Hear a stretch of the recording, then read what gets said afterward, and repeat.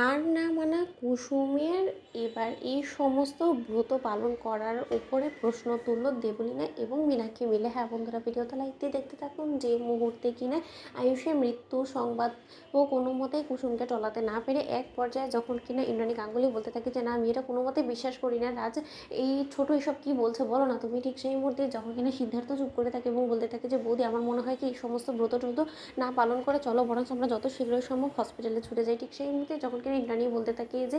একবার কুসুমকে এই বিষয়ে জিজ্ঞেস করে নিই, ঠিক সেই মুহূর্তে যখন কিনা কুসুমকে ইন্দ্রাণী গাঙ্গুলি বলতে থাকে যে কুসুম, এই মাঝপথে এই ব্রতটা কি আমরা বন্ধ করে দিয়ে আমরা হসপিটালে চলে যাবো। ঠিক সেই মুহূর্তে কুসুম বলতে থাকে যে না দেবীমা, না, কোনোভাবেই আমার দীর্ঘ বিশ্বাস যে এই ব্রত পালন করাতেই ছোটো সাহেব সুস্থ হয়ে উঠবে, ছোটো সাহেবের প্রাণ সংশয় হোক বা ছোটো সাহেবের পৃথিবী থেকে চলে যাক না কেন, কিন্তু আমার দীর্ঘ বিশ্বাস যে আমার এবং আপনার তপস্যাতে অবশ্যই ছোটো সাহেব আবারও আমাদের কাছে ফিরে আসবে এবং এটা আমি প্রমাণ করে দেবো। ঠিক সেই মুহূর্তে যখন কিনা কুসুম অবশেষে ইন্দ্রাণী গাঙ্গুলির মাঝখানে ফেলে রাখা সেই ভোগের রান্না থেকে শুরু করে সবটা কমপ্লিট করা মাত্রই যখন কিনা কুসুম নিজের দণ্ডিকাটাও শেষ করে অবশেষে ঠাকুরকে প্রসাদ চড়িয়ে যখন কিনা সেই প্রসাদটাই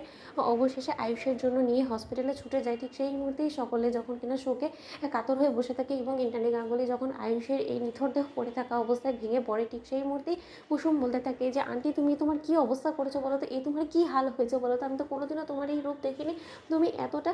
অসহায় হওয়ার কারণেই তো রীতিমতো কুসুম তোমার এই সুযোগটাকে কাজে লাগিয়েছে বলো তো, লোকে হাসাহাসি করছে, প্রেস মিডিয়া থেকে শুরু করে সকলে তোমার ছবি ছাপাচ্ছে, এই সমস্ত কিছু করে তুমি রীতিমতো তোমার স্ট্যান্ডার্ডটা কোথা থেকে কোথায় নামিয়ে ফেলেছো তুমি সেটা দেখেছো। ঠিক সেই মুহূর্তেই ইন্দ্রাণী গাঙ্গুলি যখন বলতে থাকে যে আয়ুষ, এই সমস্ত কিছু তো আমি তোমার জন্যই করলাম বাবা, অথচ তার সত্ত্বেও এই সমস্ত কিছু গুরুত্ব বুঝে ওঠার আগেই তুমি আমাদের সকলকে ছেড়ে এরকম করে নিষ্ঠুর হয়ে তুমি পরপারে কী করে চলে গেলে বলো তো। কিন্তু একটা কথা বলে রাখছি বাবা, যে বা যারা তোমার এই মার্ডারের জন্য দায়ী তাদের কাউকে আমি ছাড়বো না। ঠিক সেই মুহূর্তে কুসুমকে যখন দেবলীনা বলতে থাকে এবং মীনাক্ষী মিলে, কি এবার তোমার এই ব্রত ট্রত এই নাটকীয়তার তো সব কিছু সমাপ্ত হয়ে গিয়েছে, এবার এখানে কেন এসেছো বলো তো কুসুম, আরও কিছু করাতে চাও তুমি ইন্দ্রাণী আন্টির এই অসহায়তার সুযোগটাকে কাজে লাগিয়ে। ঠিক সেই মুহূর্তে কুসুম যখন বলতে থাকে যে আমি এবার যে করেই হোক না কেন এই প্রসাদটা একবার যখন এত কষ্ট করে দেবীমা এবং আমি এই ব্রতটা সম্পূর্ণরূপে নিষ্ঠার সঙ্গে পালন করেছি, তাহলে শেষ অবধি এই নিথর দেহকেই আমি এই প্রসাদটা খাওয়াবো এবং আমার এতে করে দীর্ঘ বিশ্বাস যে সকল ডক্টর থেকে শুরু করে সকলে